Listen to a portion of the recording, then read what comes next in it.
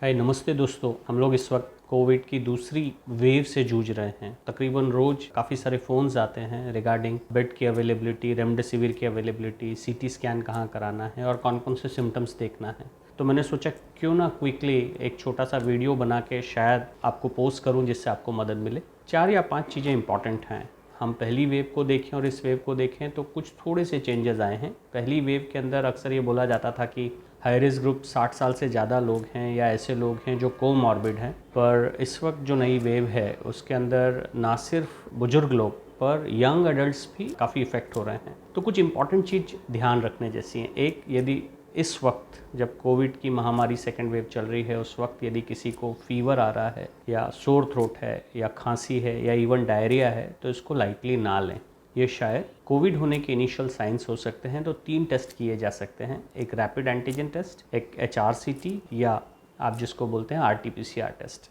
पर CT scan के अंदर चेंजेस आने में कम से कम 5 दिन लगते हैं। तो CT स्कैन की असली वैल्यू या असली इंपॉर्टेंस तो 3 से 4 दिन बाद सिम्टम्स आने के बाद होती है। पर अर्लीस्ट आप RT-PCR करा सकते हैं या रैपिड एंटीजन टेस्ट करा सकते हैं। रैपिड एंटीजन टेस्ट यदि पॉजिटिव है तो आप सही में कोविड को पॉजिटिव हैं, और रैपिड एंटीजन टेस्ट यदि नेगेटिव है तो उसका मतलब ये नहीं है कि आपको कोविड नहीं है, क्योंकि आपको फिर कंफर्म कराने के लिए RT-PCR कराना पड़ेगा। यदि आप RT-PCR कराते हैं तो RT-PCR के रिपोर्ट में 2 चीज़ का महत्व है। एक, आप पॉजिटिव हैं या आप नेगेटिव हैं। यदि आप पॉजिटिव हैं तो आपको एक वैल्यू ज़रूर देखनी होगी और उस वैल्यू को बोलते हैं CT वैल्यू। ये साइकिल थ्रेशोल्ड वैल्यू होती है। यदि साइकिल थ्रेशोल्ड वैल्यू कम है इसका मतलब आपके अंदर वायरल लोड ज़्यादा है।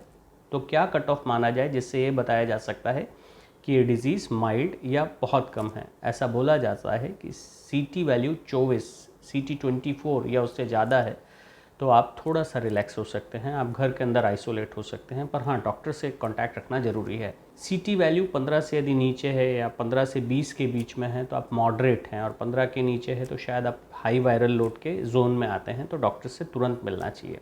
अब दूसरी बात रही, यदि आप उससे मिलते हैं, डॉक्टर से मिलते हैं, तो डॉक्टर यूजुअली माइल्ड केसेस को होम आइसोलेशन के लिए सजेस्ट करता है। और यदि माइल्ड केसेस को होम आइसोलेशन के लिए सजेस्ट करता है तो ये ध्यान रखना ज़रूरी है कि ये डिज़ीज़ का पूरा साइकिल 11 दिन का होता है, 11 से 14 दिन का होता है।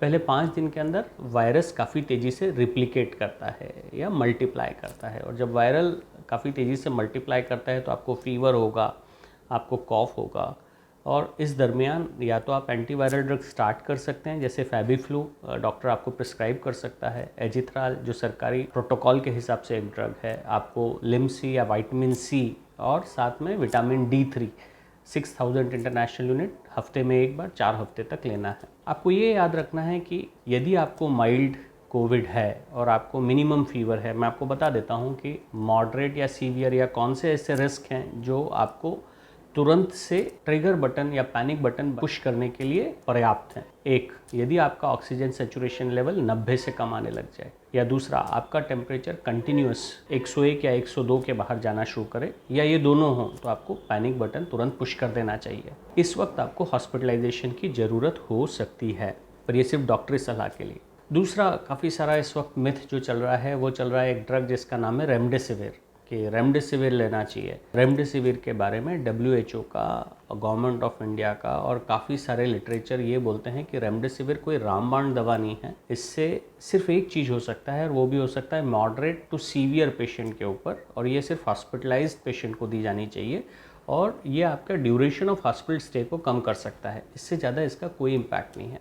तीसरी इंपॉर्टेंट चीज़ है जिसके पीछे लोग इस वक्त क्रेजी हैं और काफ़ी सारी न्यूज़ बनती है, वो बनती है टोसिलिजुमैब के लिए। मैं आपको बता रहा था कि पहले 5 से 6 दिन तक वायरल साइकिल होती है, और वायरल साइकिल के बाद जो साइकिल होती है उसको बोलते हैं इम्यून साइकिल। जब आपकी शरीर लड़ना शुरू करता है इस वायरस के अगेंस्ट में, उस वक्त आपकी बॉडी का एक मार्कर होता है जिसको बोलते हैं इंटरल्यूकिन, साइटोकाइनिन स्टॉर्म, यदि आपने सुना हो तो इंटरल्यूकिन 6 नॉर्मली 5 से कम हो तो माइल्ड बोलते हैं, पर तकरीबन 7-8 गुना ज़्यादा हो जाए, what I really want to say इस कि 35-40 से ज़्यादा इंटरल्यूकिन हो तो फिर इसको साइटोकाइनिन स्टॉर्म बोलते हैं।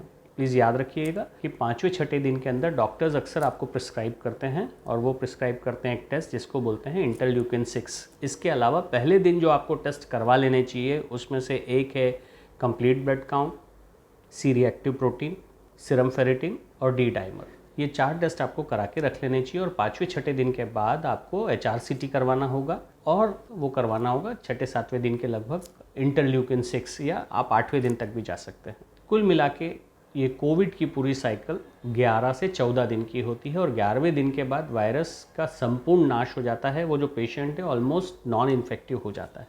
तो यदि आप 11, 12, 13, 14 दिन के बाद आपको 48 घंटे या उससे ज़्यादा तक कोई फीवर या कुछ सिम्टम्स नहीं आए हैं तो आपको निगेटिव मान लिया जा सकता है, क्योंकि उस वक्त यदि आप RT-PCR टेस्ट कराएंगे तो डेड वायरस भी RT-PCR पॉजिटिव देता है। तो ये जानना जरूरी है कि परेशान होने की आवश्यकता नहीं है। यदि आप माइल्ड और मॉडरेट केस हैं तो डॉक्टर की सलाह लीजिए और यदि डॉक्टर आपको हॉस्पिटल में एडमिशन लेने की बात करें तो हॉस्पिटलाइज होइए।